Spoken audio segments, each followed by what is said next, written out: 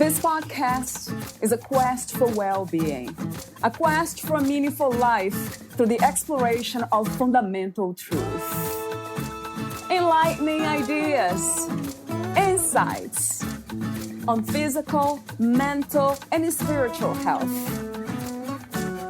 The inspiration is love. The aspiration is to awaken new ways of thinking that can lead us to a new way of being well. Welcome to Body, Mind, and Soul Healing Conversations.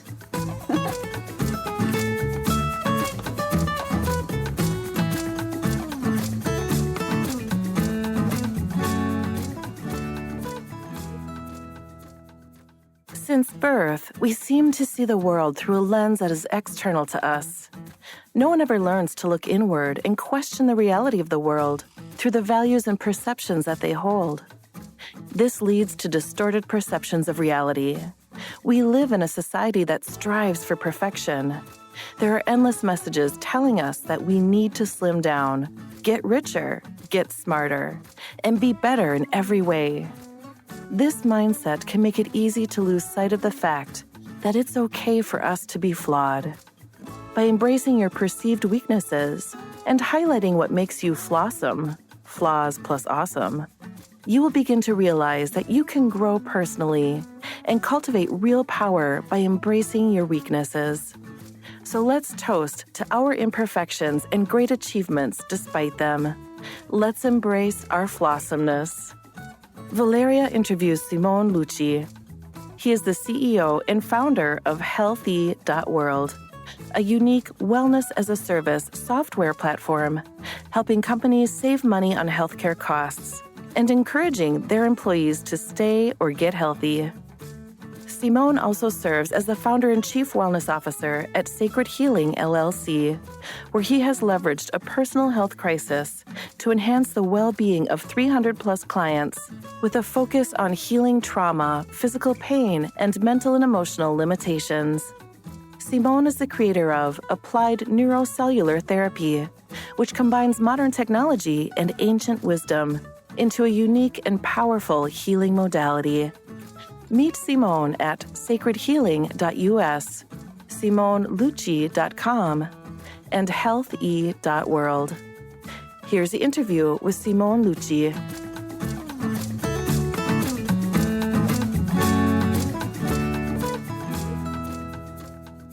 In your own words, who is Simone Lcci? I am an amazing soul having a human experience, and I would say probably picking a very crazy incarnation with a bunch of different experiences.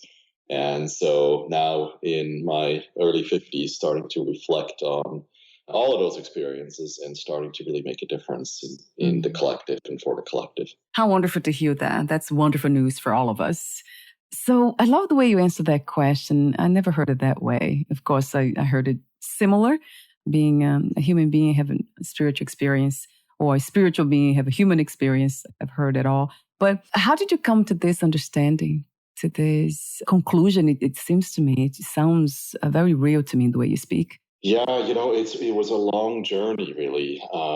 I would say I've been growing up with this feeling that something is wrong with me, that something is flawed. I've had issues with being bullied in elementary school, all the way up to kind of, the teenage days when I would fall in love with a girl and been rejected. So this feeling of like something's wrong with me. But what I realized later in life that actually nothing is wrong. It was more of a different vibration, I think, that sometimes people didn't know what to do with me. And unfortunately, I had to navigate to health crisis to really wake up to my true purpose and remembering again of who I am as a soul. And that started kind of, more clarity and I guess more purpose for me. Yes. And it seems like it happens for everyone in a way, of course, at different levels and stages. This journey of uncovering what we are, not even who, but what, Is this something that, from your perspective, you always struggle to get to that truth, or some of us are actually born already knowing that? Yeah. I was saying for a while that I was done with this incarnation. I don't want to come back ever again. Yes, yeah. Tell me But about we'll it. see. We'll see. Yeah. And a good friend of mine, and also Yeah. he mentioned at one point that that I don't incarnate often. When I do incarnate, that I pick these crazy lives with a lot of different experiences. So, I think there is definitely a lot to be said about my own experience, like I mentioned in the intro. And what I found fascinating is kind of this notion of our soul plan that we have, right? So it's before our incarnation.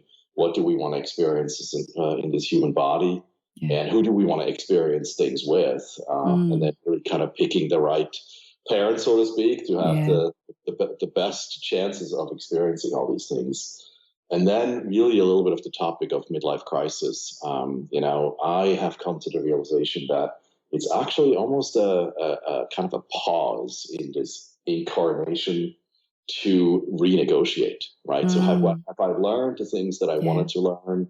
Have I achieved the things I wanted to do? And do I want to continue maybe, for some of us in this suffering plane, or is it time for me to now renegotiate and tell a different story and kind of dream a new life into being? And so that's kind of where I'm at this point in my life.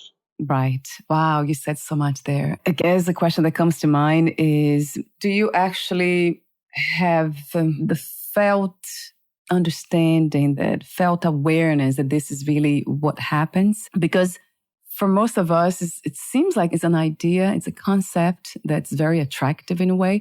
But of course, I have talked to so many people who they speak with so much clarity and conviction that it's very challenging for the ego mind or the rational mind to reject these ideas of, especially the idea of reincarnation and learning lessons here. So I guess the question is that something that you have experienced? How could we experience this to be certain that this is a learning plane? And then if we don't learn the lessons, we keep coming back and renegotiating contracts and all that. How do we get to really know that this is how it works? Yeah, it's a great question. I would say there's probably various answers that I can give you, and I try to be, maybe I'll give you two realizations and perceptions that I have. The first one really is coming from a few of my near-death experiences that I've had, of kind of, ending up that I could have left early, but chose not to. And through all of that, there are things that I remember, like specifically in my healing practice, I will do certain techniques that I don't know. I've never learned it anywhere, but I know, and they work. So it's kind of a remembering of things that I must have done, before. And maybe even some people talk about these deja vus, and I've been here before. It feels something that feels familiar to me, whether it's a place or meeting someone, right? And then the other part of it that's more factual in my shamanic training, I belong to this beautiful tribe of the Kero shamans from South America. And their belief really is about that time isn't linear, but time is circular, so that you can travel backwards in time and forward in time. And so that concept is somewhat strange when you kind of are in this, body. You're born as a baby, and you transition as an, hopefully for most of us, as an older person. But when you really start to embrace that concept, that time could actually be circular. And you start to, travel back, and you kind of see things in meditations that you go, oh, this is starting to make sense, like previous incarnations. So I guess I want to acknowledge that this is a topic that for some of us is probably harder to grasp. So I speak from personal experience, hence what also influences my perception. Yes, right. Because it feels abstract, for some people, right? And for me too, in the beginning, when I heard, although I had lots of experience myself, first one, I believe it was around 6, 7 years old, where I looked at myself in the mirror and I said, oh, you're here again. And you came back as a woman, as a girl. So without knowing anything, where did that come from? So that never left me, that experience. So, but it's a knowledge that at the same time, it's not a rational knowledge. It's a spiritual knowledge, isn't it, Simone? Yeah, absolutely, absolutely. And so for me, these near-death experiences haven't necessarily been what you normally hear from people about. Oh, well, Right. I died and I saw myself on the operating table, and Yeah. I went to the light, and they said it was not time yet. For me, it's more of a, I didn't die at the time. Right. And so it was a reason of like, okay, well, what is it then? Is it pure luck, right, that I'm still here? Yeah. Or is there, an inner, purpose? And I will take a little bit of a vulnerable road here of sharing something that had a profound impact on me. So I talked a bit about having had some health challenges, and in 2020, in addition to the pandemic, I had a bout with cancer. And, kind of threw the kitchen sink at it, felt really good after the year. And then in 2021, I had a lump in my throat, basically, and it came back.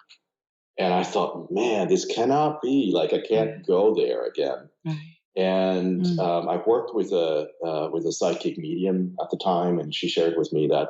And again, this is a concept for another call, perhaps. Yes, I But love it. her belief is, Yeah. that out of whatever 9 karmic lessons, I picked 6, Yeah. and one of those karmic lessons was to die of a natural death. That I had previously in other incarnations committed suicide and or had accidental deaths, and so my goal this lifetime was really to die of natural causes. And as I started to reflect on this, I thought, well, this is interesting that this is coming back. So I have not really addressed the root cause of why this is coming again. This cancer returning. And I changed my narrative. So I changed it from cancer is not in my future, because that was always, a thing that my mom said, colon cancer runs in the family and you got to have colonoscopies and all these. And I would always say cancer is not my future. Well, the universe doesn't understand the word no or not.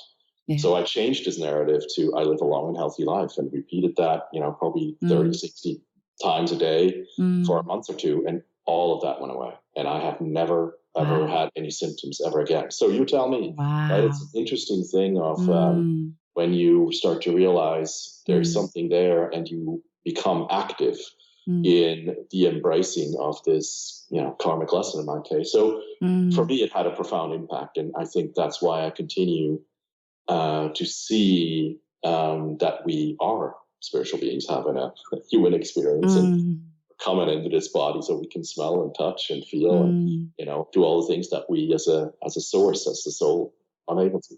Wow. Yes. Thank you for sharing that. Yes, 1 billion times to that truth, right? We are spiritual beings. And with that in mind, I guess from what you said, actually the realization that we are spiritual beings that changed everything from the perspective, the body-mind, of course, because I'm a student of Vedanta. I'm not sure if you heard about Advaita Vedanta. It's non-duality. It's a non-dualistic view. So with them, they're very straight to the point when it comes to what we are, not who we are, but we are life itself. We are God experiencing itself. Of course, we are not the body and the mind, although the body, the mind is in God. So the way they explain that, it's just so clear to me that once we realize what we are, then everything changes. And it seems like some people, they go gradually through this process of realization, just little by little. And, like in your case, realizing that peace, that if I now reprogram in a way the mind, the subconscious or the unconscious, then everything will change in the physical reality. So, but for some people, it's very radical. They really go deep into, that nothingness and fullness at the same time of what we are. And in that, they become liberated. And then what does it mean to be liberated? That's another question I often ask. And of course, I have studied those things, but it sounds very abstract, but feels real to me again. Liberation can happen here now. It's not something that we wait until we die, we lose the body to realize it's already here. Do you get that feeling too, Simone, that once we know that we are freedom itself, then let's say the manifestation of that is peace, it's happiness, it's lightness, really. You don't really get attached to anything that much. You just kind of engage with everything, but it doesn't have the pull that once before had. Like in my case, I was traumatized as a child. And then, gosh, I just, throughout my entire teenage years and a young adult, was completely confused, emerged really living the reality of the body mind. And both of them were traumatized. So I was in this loop of suffering and pain until I kind of opened up to healing and all the ideas that I have been open to this point. So it really changed everything. But at the same time, it doesn't. It's almost as if nothing really changed. It was always the same, but the mind was not able to recognize it, or the body, but it was always there. That truth, what we are, is always present, always here. Yeah, absolutely. Michael Singer has a great book out that talks a little bit about the untethered soul. And, he speaks a bit about the mind. And I found that an interesting one, right? So if I think he says something in there about if our mind was our roommate, we would have kicked him or her out of the apartment a long time ago. Right. Bad advice. Yes. And I believe, that out of that sort of ego mind and like this mind itself, is it possible that we construct a world in the way that we want to see it versus, the way it really is? So, perhaps there is a bit of that duality there. And I kind of, my experience has been kind of the experience of no attachment. So not attaching to an outcome and just treating each and every situation as an experience that is here, neither good nor bad. But I think we are sort of in this wiring of, good versus evil, right? This is all the movies that are out there. Yeah. Kind of the superheroes. And it's tough, right? When someone has a really deep traumatic experience in life, and you try to teach them about no attachment, So I think these are really, tough philosophical questions that I'm still wrestling, but I have found that by really practicing this no attachment in a lot of different situations has made life easier in that sense. Yes. Right. Because when you don't fight against something, when you just realize that, you are whole and you are exactly where you need to be, that kind of takes away a little bit of the burden. Yes, that's it. Yeah, it is the realization. It's almost starting with the answer to the big question of who am I? So we start with that. In Vedanta, we just start with the answer, with the end goal per se. If there is a destination, we're already there. You're already whole, perfect as you are. And then from that space per se, spaceless space, it's easier to explore and to perceive the realities of the body and mind. The body will, of course, go back to the natural world. That's what it belongs. It belongs here. And then the mind also goes back to where it belongs, which is not really, it's just a tool. It's not the essence. So it's interesting sometimes we look at the mind as if it is the source of everything, and it's not. It's fantastic to know that. To realize that. It's amazing. Oh, yes. So, gosh, I would talk to you forever about these things. It sounds very philosophical, abstract, and always spiritual, but it just feels so real to me. Yeah, doesn't it? Yeah, it does, Simone. It really, really does. So going back to what you do, you are a transformational and customer-centric executive, energy medicine practitioner, creator of applied neurocellular therapy, a CEO and founder of Healthy, with EE at the end, .world. Right. So I have all your websites will be here on the podcast profile too. So talk to me about what you do, all these different, let's say, different facets of who you are. Talk to me for a moment about each one of them. Yeah, happy to. So I've been an executive for the last 25 years or so in financial services, and I think like many of us, just you go through career and you feel like you have to achieve something, you have to Yeah. move up the ladder, and Yeah. reach the top. And we Yeah. live here in the U.S. in kind of the land of anything is possible. Yes. So I think my reality was definitely dictated a lot by you have to make it in life, and you have to achieve something. A lot of that had to do with my upbringing, my parents for sure. And I had what I would call my first wake up call of my first health crisis back in 2016. I was misdiagnosed with ending up being an autoimmune, but basically I could no longer get out of bed. So my hands were swollen shut, my hip joints and my shoulders, everything was just locked up. And I didn't really know what to do, but it kind of rocked my world in a sense. And found help in a clinic in Switzerland.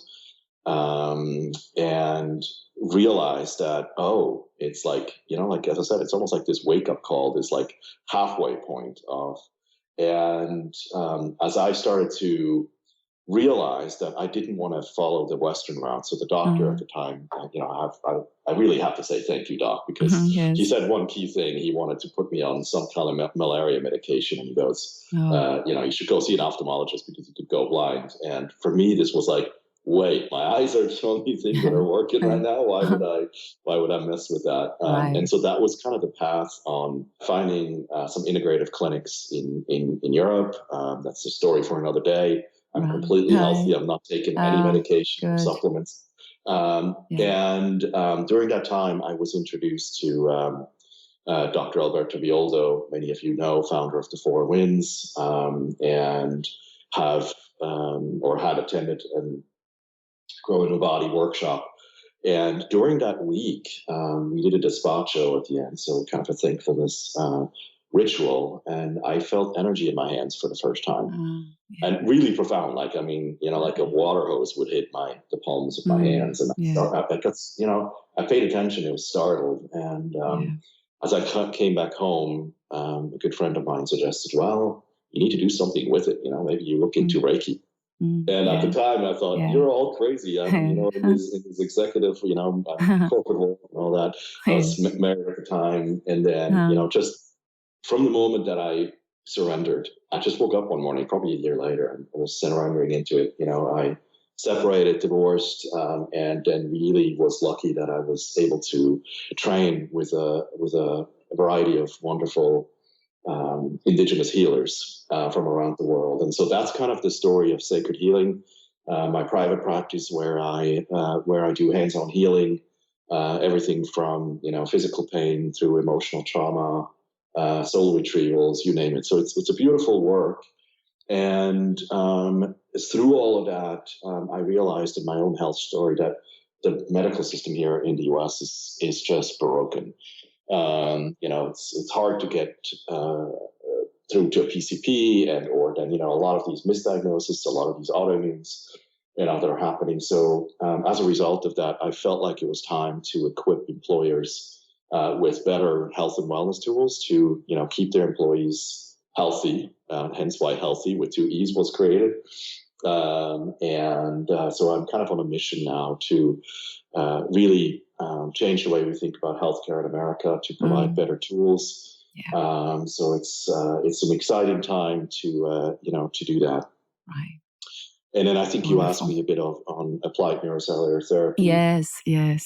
Yeah. What I realized was in my private practice that I have some clients, it's a once and done. That's kind of my prayer always, that, it's a miraculous healing. For others, it takes a few. And then the most peculiar clients are the ones where it doesn't work. And, what I found was that by applying more modern science with ancient wisdom, applied neurocellular therapy is nothing else than using technology to sever the neurological pathways from the cellular structure so that I can go in and alleviate things that otherwise are blocked by the subconscious. So I just sense that we are on the verge of something new, that we're relooking the way we think about healthcare, that, Western medicine has its place, but I think the expansion of consciousness in the way, what does healing, what does wellness, what does health, really mean, I think is a new frontier that I'm at the forefront of. Wow, I love everything about it. The exploration of that. Yeah, healing, spirituality, right? Wellness, well-being, all that. Yes, you're doing really beautifully. I'll have those 3 websites, simonelcci.com, healthy.world, and sacredhealing.us. I'll have all 3 on this podcast profile. Oh, wonderful. Thank you. For those who want to take a look at it, check that out. So let's talk about the main topic, actually. Let me see what the title of this episode is. I usually have a title. There's a topic and then there's a title. I titled this episode, The Flawsome Life, Radical Self-Acceptance, Freedom, and Meaning. The inspiration was, before speaking to you, I was inspired by the article you sent me, being the main topic. But now I don't know. I might change it. I might. So let's talk about Flawsome. So the idea here, as I have understood, is being Flawsome, as you say, is all about embracing your weakness without letting them define you. Talk to me about the idea of being flawed. Where does it come from? I would love to understand that. For some reason, I talked to you off record about this. It doesn't resonate with me, the idea that I'm flawed, that you are flawed, that humans are flawed. I think we are temporary, we are imperfect. But there's something about the word flawed. For some reason, I don't know what it is. So talk to me about that. What is to be flawed from your perspective? Yeah, I know you had kind of a reaction to that. Yes. Before we started to record. And I'm glad you asked. Right. So the way that I am perceiving all of this, right, is that we, and really the key here is perception, or what is perceived. Right. You think about it. So you're born. You wake up, or you're born, and you open your eyes, and you see the world through your eyes. So you don't ever really question what you're seeing, whether that's real, whether that's right or wrong, right? And then, of course, you put marketing and all the stuff on top of it, right? So we're supposed to be thinner, and we're supposed to be, less wrinkles, and like all these kind of tools, right, to make external appearance to look better, right? Yes. Yeah. And then, of course, we sort of then, go into school, and maybe we, are not as gifted in certain areas, and now that all of a sudden goes like, oh, I'm not good in math, so I suck at life. That could be the radical way of thinking about it. Yes. And then you get, and that's really where I started this article and this movement of Flawsome, right? Is in most American work cultures, there's still this notion of development plans. So you will have, a mid-year review, or I don't know, one-on-one or something, and your boss will sit down to you and say, Simone, great job, but there's a few areas that I think you could. And so now you go like, shit, okay, now I have to all of a sudden, focus on an area maybe that I'm not as gifted. And so don't get me wrong, right? I'm a lifelong learner as well, but it's in areas that I feel passionate about, and it's in areas that I'm interested in. When you start to focus on those flaws, and I think maybe that's why you have these reactions to it, right? I don't like the word either. So much focus on feeling like something's wrong with us, right, versus really focusing on what are my gifts, right? Where am I good at? And our culture hasn't really adapted to that side of things, right? So the good news is there's some companies now that are realizing the potential of understanding the gift and the strengths that each employee brings to their company. And as you start to acknowledge that, and you equip people with more responsibilities in areas that they're really, really good at, now you have this, this force to be reckoned with. And I find that amazing, right? And so the reason why I wrote the article was because I was so tired of, kind of feeling like something's wrong with me. I have to fix. I'm listening to clients of, oh, well, I would like to be thinner, better, this and that. And then, the employer side of things that I mentioned. So it's really a game, right? So Flawsome comes together from flaws and awesome. And I wanted to be more awesome, than flaws or Yes. flawed. But it's a realization, right, that there's something that we still feel like, we're not fitting in or something wrong. But you don't put as much emphasis on that anymore. And you really start to go, okay, yeah, that's there, right? So it's a little bit of the no attachment, like we talked about.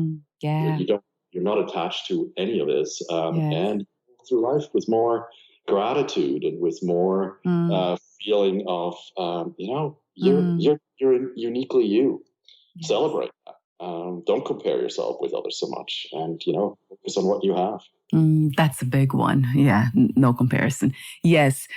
That makes sense to me. And I know the focus is more on corporate people at the workplace and even for individuals, right, in general. I tend to bring everything, the universal kind of perspective. And then listening to you, it kind of came to me that when you say, hey, what's wrong? I mean, everything's wrong when we think about the human experience, right? It's just an experience and we take it so seriously. In the sense that the body we'll leave the body will leave us. That won't last. And then also the mind is always changing. So it can be chaotic. So in a way, everything is wrong. And also in the sense of egotism, I just recently kind of got inspired by somebody who said the opposite of spiritual, it's not materialism, is egotism. So the opposite of spiritual is egotism. So from that perspective, then we see ignorance, which basically means ignoring what is true, our true essence. So yes, I'm really like listening to you here from a different perspective, more like broad perspective. So yes, and then the focus on what am I here to do with what I perceive, as you said beautifully. So I know we don't know what is real really, but we know that we are perceiving these things. So it's important to see as an experience, and it's not as something that it's permanent or whatever. Some people, they just have so many different ideas of what this is or what life is. But I love the idea of seeing it for what is, which is just an experience of body-mind. So that's really awesome to use your word. Yes, focusing on what am I here to do? What is the calling? What I perceive is calling me to do with the body mind. So what's my engagement with this reality?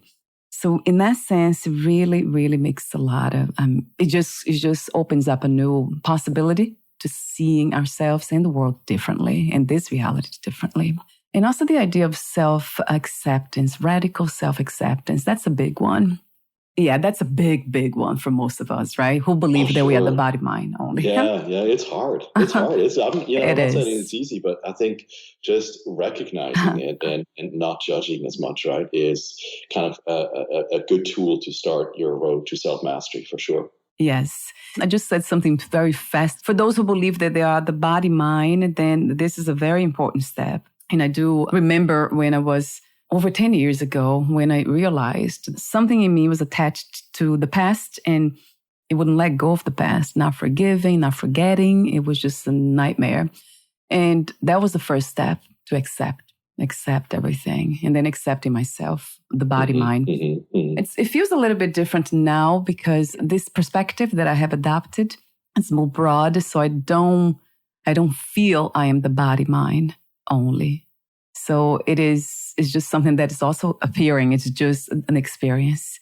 So that changed everything too, Simone. I don't know if you have had that. I'm sure you have the glimpse of that. You have had so many, even near-death experience that's very profound. So it's very clear that we are the essence of what we are. It's not the body mind, but the body mind is being perceived by that essence. Yeah, exactly. I think you summed that up nice. Yeah, I don't know if it feels very, very real to the point of not even talking to anyone about it. Because if I do, they'll roll their eyes and that's it. If it's strangers, will be the last time I see them. Like, okay, that's something that I don't understand. And even my husband said the other day, he's like, you make me feel very unintelligent when you talk about these things because I have no idea. It's fun to talk about it. And there's something about celebrating, right? That's not even sharing. It's the celebration of that. Like, wow, we can just live out of the fear realm. We can just be free from that. But it's easy said than done. It is a practice. It's very much a practice. The article you wrote actually says that a practical guide, right? So we have to be reminded. It is a practice. That's right. That's right. Yeah, and the other motivation I had for writing it is really to kind of start a bit of a movement, right? So we have this culture of, like, as I said, even with suicide being rampant and mental disorders and all this stuff, all stemming from this notion that we're flawed and like something's wrong with us, and we have to do better and all these things. And so I wanted us to for people that are listening, it's really about stopping and observing the reality that we've created, right? What are the words that I'm telling myself about me or the world, or what are the things that I'm hearing and believing? Are they true? What is it really? And so when you start really questioning your reality, to like, okay, why am I upset about this? Or why is this something that triggers me? And you can really look at it more from a non-attached and objective way.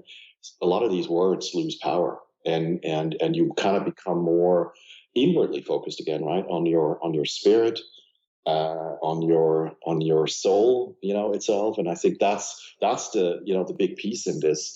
Yeah, like you said, it's a guide. It isn't like set in stone, but it's really starting a dialogue on this. Is why I wrote it. Yes, yeah. Thank you for doing that, Simone. We do need this kind of creativity.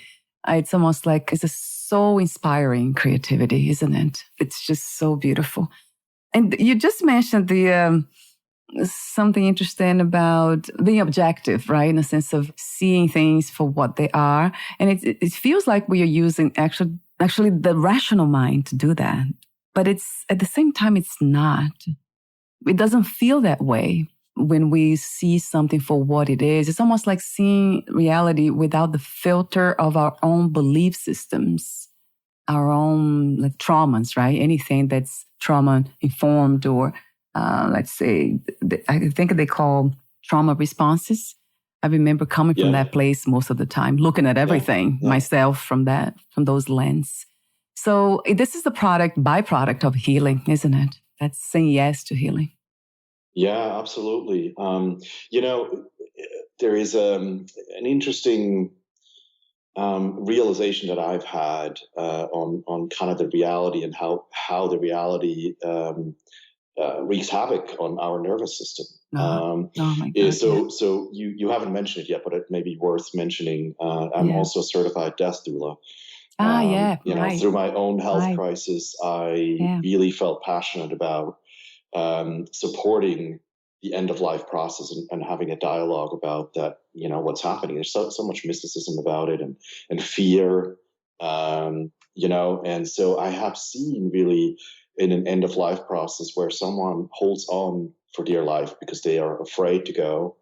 And a lot of it has to do with the stories we've been telling ourselves, right? It could be, I lied to somebody or had an affair or had this and that and the other. And now I'm at the end of my life and I never really shared it and I have all this guilt. And then, not to start another topic, but you put the church doctrine on top of it of like, sinners go to hell and all this BS that is there. So really, but when I then go in and I can start to kind of clear that sludge energetically, and really remove that traumatic things, it's interesting to see how the psyche, this nervous system of this person that I'm working with is getting calmer and calmer and calmer, and it can let go. Right. So you tell me in that sense, right? So you can't really see the energetic imprints, but they're there. And then as I'm removing them, and it's not like like in matter, right? It's not matter. It's I guess gas clouds or whatever you want to grab in the air. But like so as I'm removing this, and someone really visibly starts to relax and surrender into the process, there's just so much there. And so I think that is kind of then, the reality that I'm, that's how I sort of see life at the end. And, yeah.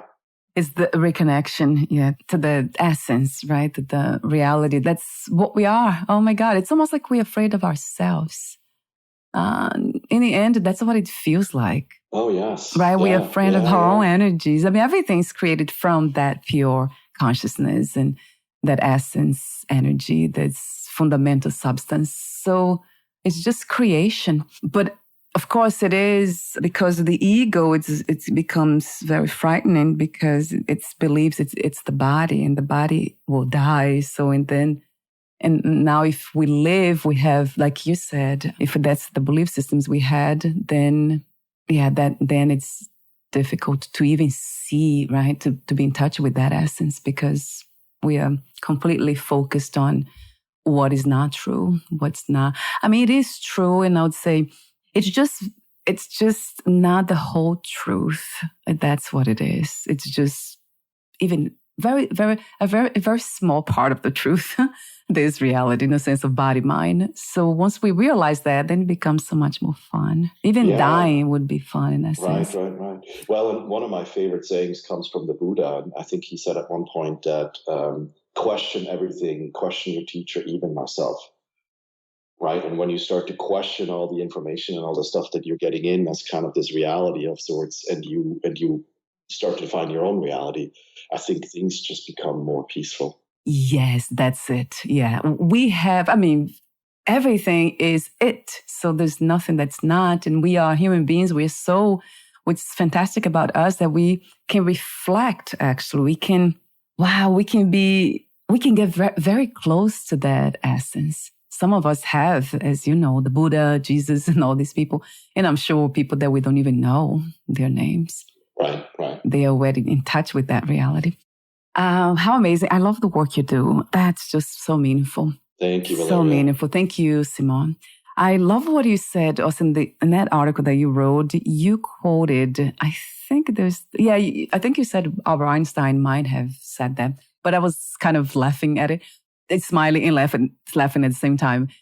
You quoted, "Everyone is a genius, but if you judge a fish by its ability to climb a tree, it will live its whole life believing that it's stupid."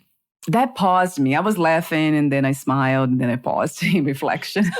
Like, wow, so true. Well, it's so true, right? So it's like we are sort of always told under the disguise of lifelong learning that we must investigate and get better at things, right? And I think even sometimes in America, it's just like you can achieve anything. Yeah, I think that's true, but there's just things that you're better at, and there's things that you're gifted with, and I think if you really truly hone in on what that is, that life can become lighter. I don't say easier, but lighter. Love that. And so that is sort of my why I love this quote as well. Yes, that's a fun one because, when you think about it, it's true. Some of us are not meant to do certain things.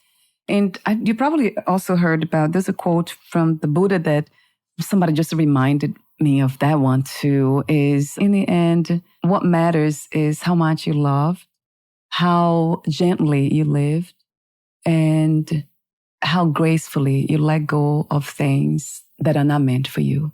I have that on my door. I had to have that quote. It's on my door. I recorded in my studio knowing I have it on my door. I love that quote. Yeah. Yeah. Oh, you know which one, right? Yes. Yeah. Yeah, that just kind of reminds me, especially, the first one, the second one, of course, it's always present. But then the third one is the one that we need to practice, right? Letting go of things that are not meant for us.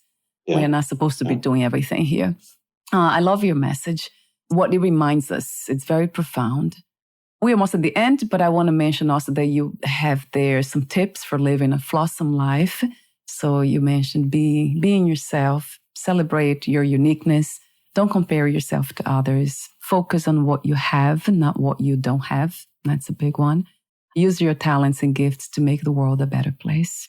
So we talked already about pretty much all of these, but I wanted to mention that in order. You had 5 of them, 5 tips. So is there anything else that I forgot, that I didn't mention? Anything that you left unsaid, Simone? Any question I didn't ask in this conversation?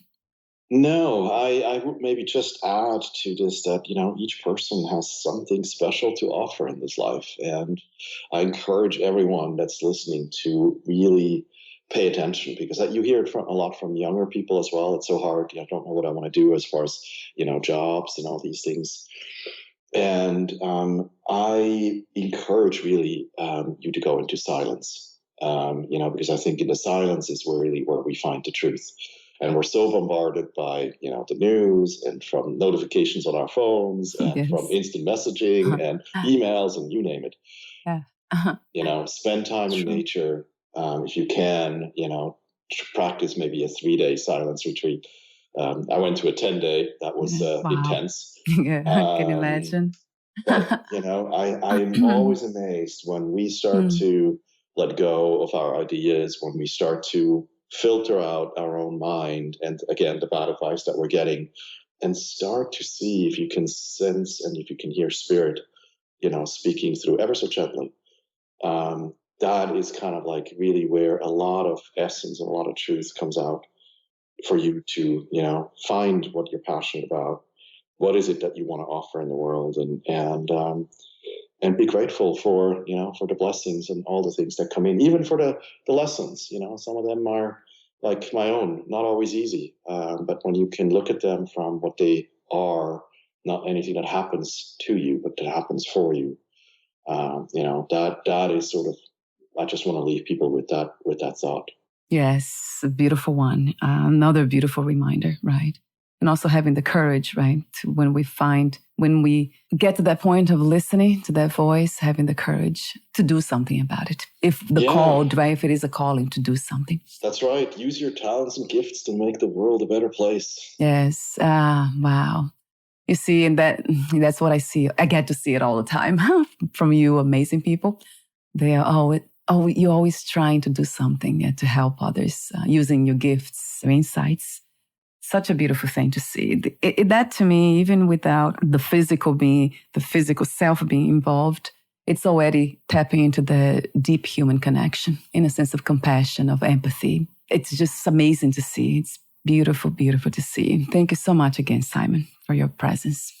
Oh, thank you for your beautiful show and for, bringing all these amazing people, on and having a platform. So thank you for all you do. Oh my God. Thank you again.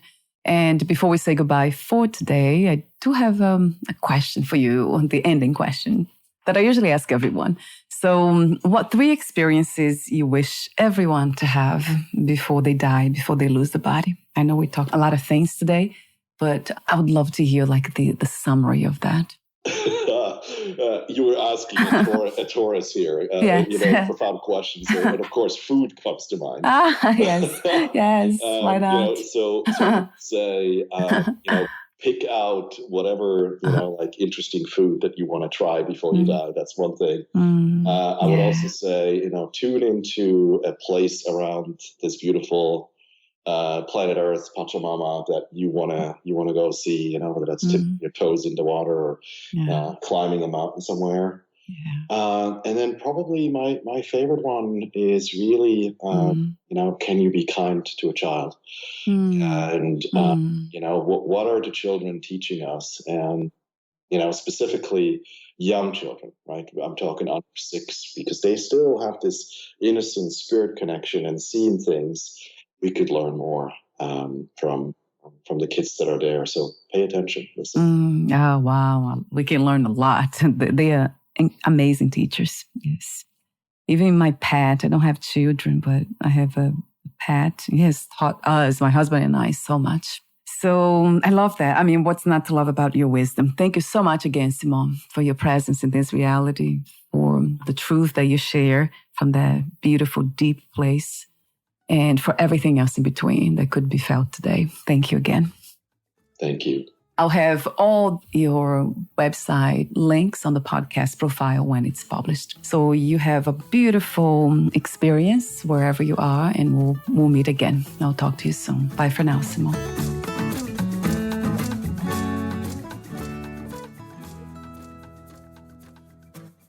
Thank you for listening.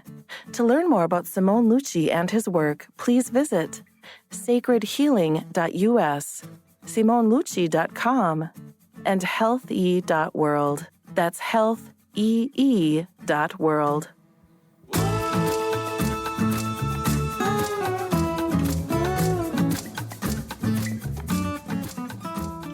To learn more about this podcast, please visit fitforjoy.org/podcast.